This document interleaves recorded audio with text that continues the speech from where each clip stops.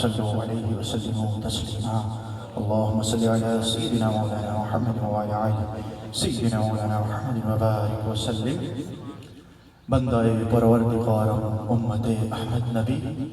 دوست دارم چار یارم تاب اولاد علی، مذہب حنفی دارم ملت حضرت خلیل، خاک پائے غوث اعظم زیر سایہ ہر ولی۔ سامعین ذی وقار، نہایت عزت و احترام کے لائق تمام حاضرین مجلس، جتنے بھی حضرات دور و نزدیک سے جہاں تشریف لائے، سامعین ذی وقار، محترم حضرات علماء، قراء حضرات، نعت خواں حضرات، جتنے بھی حضرات اسٹیج کی زینت بنے، سبھی محترم ہیں، سرکار دو عالم صلی اللہ علیہ وسلم کے دین کی خدمت کر رہے ہیں۔ اور سامعین ذی وقار، جیسا کہ ہم سب کو بخوبی پتہ ہے کہ آج کی یہ بزم، یہ محفل ایصال ثواب کی مرحوم و مغفور راجہ محمد داد خان رحمۃ اللہ تعالیٰ علیہ کی ایصال ثواب کے لیے ان کی اولاد کی طرف سے، ان کے خاندان کی طرف سے، ان کے دولت قدے پر جس کا اہتمام کیا گیا ہے۔ اور سامعین ذی وقار، ایک بات یاد رکھیے کہ جب ہم ان محافل میں آتے ہیں،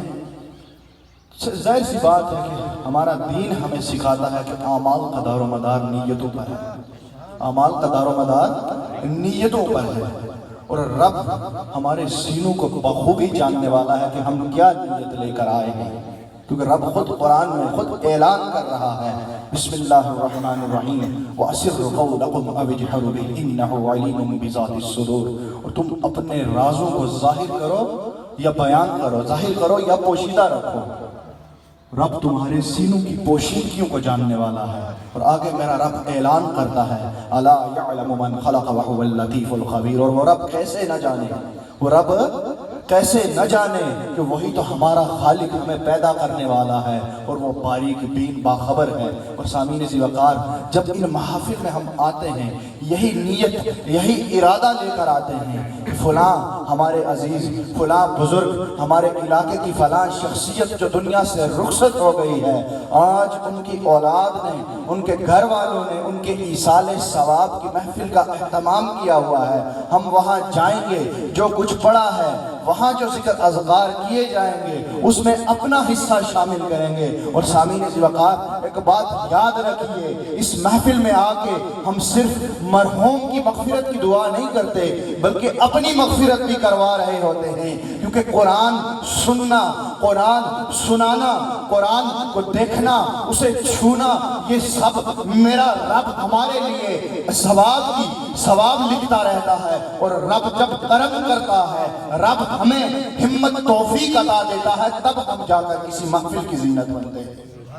تب جا کر ہم کسی محفل کی زینت بنتے ہیں۔ اللہ رب العزت ہم سب کی حاضری قبول و منظور فرمائے۔ میں زیادہ وقت نہیں لوں گا کیونکہ وقت کے دامن میں اتنی وسعت نہیں کہ گفتگو کو طولانی شکل دی جائے، لیکن ایک بات یاد رکھیے، ان محافل میں آنا، یہ آنا نہیں ہے، یہ رب کی طرف سے بلانا ہے، یہ رب کی طرف سے عطا کی ہوئی وہ توفیق ہے جو رب کسی کو عطا کرتا ہے۔ اور محترم ہارون سایہ، اللہ رب العزت انہیں سلامت رکھے اور اپنے اجداد کے طریقہ کار پر چلنے کی ہمت توفیق عطا فرمائے۔ انہوں نے بڑے خوبصورت انداز میں اپنے والد کا جو آخری سفر تھا وہاں سے لے کر اب تک بڑے خوبصورت انداز میں جتنے بھی اہتمام کیے، انہوں نے، ان کے بھائیوں نے، خضر صاحب جتنے بھی یہ بھائی ہیں، اللہ رب العزت ان سب کو صحت سلامتی عطا فرمائے، زمانے کی سختیوں پریشانیوں سے محفوظ رکھے۔ اور سامعین ذی وقار، باپ کا سایہ بڑا عظیم سایہ ہوتا ہے، یہ ان کو پتہ ہوتا ہے جن کے سر سے یہ سایہ اٹھ جاتا ہے، لیکن سرکار دو عالم صلی اللہ علیہ وسلم نے ہمیں بتا دیا ہے کہ جو آیا ہے اس نے جانا ضرور ہے، جو آیا ہے اس نے جانا ضرور ہے۔ یہاں کسی نے مستقل طور پر نہیں رہنا، لیکن جب جانے والا جائے اس کے دل میں یہ اطمینان، یہ سکون ہو، میں تو دنیا سے رخصت ہو رہا ہوں۔ اور سامعین ذی وقار، ایک بات ضرور یاد رکھیے کہ موت جسم کو آتی ہے، روح کو نہیں آتی، موت جسم کو آتی ہے،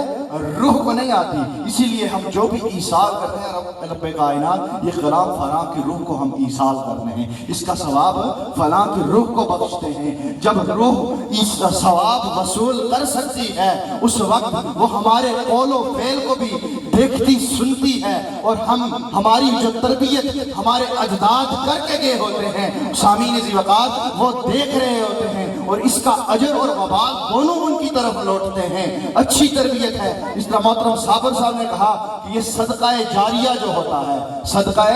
جاریہ جو ہوتا ہے، اولاد نیک صالح اولاد، یہ وہ صدقہ جاریہ ہے جو نسلوں تک چلتا رہتا ہے۔ اور اللہ رب العزت کسی کو ہمت توفیق عطا کرے، قرآن کا نور اس کے سینے میں رب کی طرف سے عطا کر دیا جائے تو شرق و غرب کی کوئی طاقت اس انسان پہ آنچ نہیں آنے دے سکتی، کیونکہ نبی کے حکم کے مطابق پاک کلام کو جو نبی کی زبان مبارک سے ہم تک پہنچا، اللہ رب العزت جب کسی مرد مومن کو یہ ہمت توفیق عطا کرتا ہے، حافظ قرآن بناتا ہے، اس کے سینے میں جو قرآن کی وہ شمع جل رہی ہوتی ہے، میرا رب اس شمع کی اس روشنی کو صرف اس کے لیے محدود نہیں کرتا، میرا رب اس کے اجداد سے لے کر قیامت تک آنے والی نسلوں کو اس قرآن کے نور کی روشنی سے منور کر دیتا ہے۔ ہر راستہ روشن ہوتا ہے، ہر میدان میں چمک ہوتی ہے، وہ چمک میرے رب کے پاک کلام کی ہے۔ اور جس نے مصطفیٰ کی محبت کو سینے میں بسا کر میدان عمل میں نکل پڑتا ہے، میرا رب اس کا اٹھتا ہوا ہر قدم مقبول کرتا ہے، اپنی بارگاہ میں قبول کرتا ہے، اور رب پھر اس بندے کو عطا کرتا ہے وہ تاجدار شرق و غرب، وہ تاجدار عرب و عجم محمد رسول اللہ کی محبت میرا رب اس حافظ قرآن کے سینے میں بھر دیتا ہے، جس محبت کی روشنی کو لے کر وہ میدان عمل میں نکلتا ہے۔ اور سامعین ذی وقار، روشنی تو میرے رب کے قرآن کی ہوتی ہے، لیکن زبان سے نکلنے والے الفاظ وہ الفاظ ہیں جو مصطفیٰ کی پاک زبان سے ہم تک پہنچے۔ اور یہ قرآن کو عام مت سمجھیے، قرآن کو عام مت سمجھیے، یہ وہی قرآن ہے جس نے ہمیں رب کی پہچان کروائی ہے، یہ وہی قرآن ہے جس نے ہمیں صاحب قرآن کا غلام بنایا ہے، یہ قرآن میرے رب کا کلام ہے، یہ قرآن لوح محفوظ میں وہ محفوظ ہے جس کے لیے میرے رب نے کہہ دیا ذالک الکتاب، وہ کتاب جو لوح محفوظ میں محفوظ کر دی گئی ہے۔ اور سامعین ذی وقار، جو قرآن ہمارے سامنے ہوتا ہے نا، یہ تو کتابی شکل ہے، اصل قرآن میرے رب کی حفاظت میں لوح محفوظ میں ہے۔ اور رب جس کے سینے کو اس قرآن کے لیے چن لیتا ہے، وہ سینہ بھی عام نہیں، میرے رب کا مقبول ترین انسان اور مقبول ترین قلب بن جاتا ہے۔ اس میں رب اپنی تجلیات کو بھی بھیجتا ہے، مصطفیٰ کی رحمتوں کو بھی بھیجتا ہے۔ اللہ رب العزت ہم سب کو یہ ہمت توفیق عطا فرمائے کہ قرآن کے نور کو ہم سمیٹ سکیں۔ اور ایک بات یاد رکھیے، قرآن سیکھنے کی کوئی عمر نہیں ہے، کوئی عمر مقرر نہیں ہے کہ اس عمر میں قرآن سیکھو، اس کے بعد نہیں سیکھنا۔ اور قرآن، حافظ قرآن بہت آسانی سے بن سکتا ہے، 10 سال کے کم عرصہ میں، 10 سال کے کم عرصہ میں جس عمر کا شخص بھی ہو قرآن حفظ کر سکتا ہے۔ آپ روز کی 2 آیات یاد کیجئے، روز کی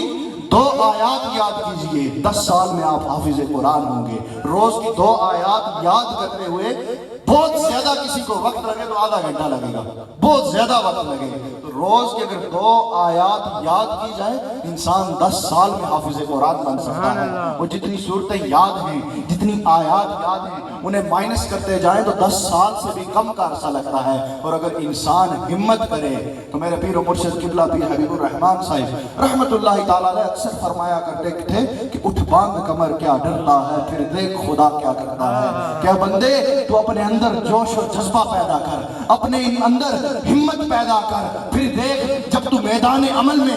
رب کی رضا کی خاطر نکلے گا، اذا عزمت فتوکل اللہ، جب ارادہ کر لے گا رب پہ توکل کر لے گا، پھر دیکھ رب تیرے رستوں کو کیسے ہموار کرتا ہے۔ کیونکہ اس وقت انسان جب میدان عمل میں نکلتا ہے تو لا الہ الا اللہ کی تلوار کو لے کر اور محمد الرسول اللہ کی ڈھال کو لے کر جب میدان عمل میں نکلتا ہے، اس وقت شرق و غرب کی کوئی رکاوٹ انسان کے سامنے نہیں رک سکتی، کیونکہ انسان خلوص نیت کے ساتھ رب کی رضا کو سامنے رکھ کے نکلتا ہے۔ اس وقت رب ہر رستہ بھی ہموار کرتا ہے، ہر میدان بھی پار کرواتا ہے، وہ مفتح الابواب ہے، ہر دروازہ کھول دیتا ہے۔ اللہ رب العزت آپ سب کی یہ حاضری قبول و منظور فرمائے۔ اور ایک بات یاد رکھیے، آخری گزارش کر کے میں آپ سے اجازت چاہوں گا کہ اپنی اولاد میں سے کسی ایک کو، سب کو نہیں، سب کو ہونا چاہیے، دین کا علم اتنا ہونا چاہیے کہ جتنا آٹے میں نمک ہوتا ہے، پڑھتا تھوڑا سا ہے لیکن اس کا اثر ہر لقمے میں ہوتا ہے، ہر لقمے میں اس کا اثر ضرور ہوتا ہے۔ لیکن اپنی اولاد میں سے کسی نہ کسی ایک کو ضرور عالم دین بنائیے، اور یقین مانیے کہ مجھے اتنی خوشی ہے کہ جب محترم حافظ ہارون صاحب کے والد مرحوم اس دنیا سے رخصت ہوئے اور جنازہ پڑھانے کے لیے یہ آگے کھڑے تھے، اور سامعین ذی وقار ذرا یہ سوچئے کہ اس وقت اس باپ کی روح کتنی خوش ہوئی ہوگی کہ آج میں نے وہ حق ادا کر دیا، میں نے وہ حق ادا کر دیا جس پہ میرا رب مجھ پہ راضی ہے، اسی لیے تو رب نے میرے بیٹے کو میرے جنازے کی امامت کے لیے کھڑا کر دیا۔ کم از کم اولاد یہ نہ سوچے کہ میں نے پیچھے ہو کے پڑھنا کیا ہے، اولاد اس قابل ہو کہ مصلی پہ کھڑی ہو کے خود امامت کروائے۔ مزہ تو تب آتا ہے، اولاد صدقہ جاریہ تو تب بنتی ہے جب اولاد کو پتا ہو کہ میں نے صدقے میں بھیجنا کیا ہے، میں نے صدقے میں بھیجنا کیا ہے، نہیں تو اولاد وبال جاریہ بن جاتی ہے۔ یہ بات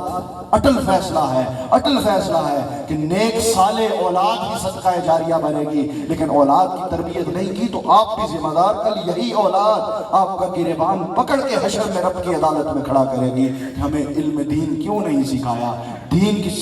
کی سمجھ بوجھ ہمیں کیوں نہیں عطا کروائی، تم ہمارے کفیل تھے، ہمارے رہنما تھے، ہمارے رہبر تھے، ہمیں سمجھانے والے تھے، تم نے دین کے راستے پہ کیوں نہیں لگایا۔ اللہ رب العزت پہلے مجھے پھر ہم سب کو توفیق عطا فرمائے اور دین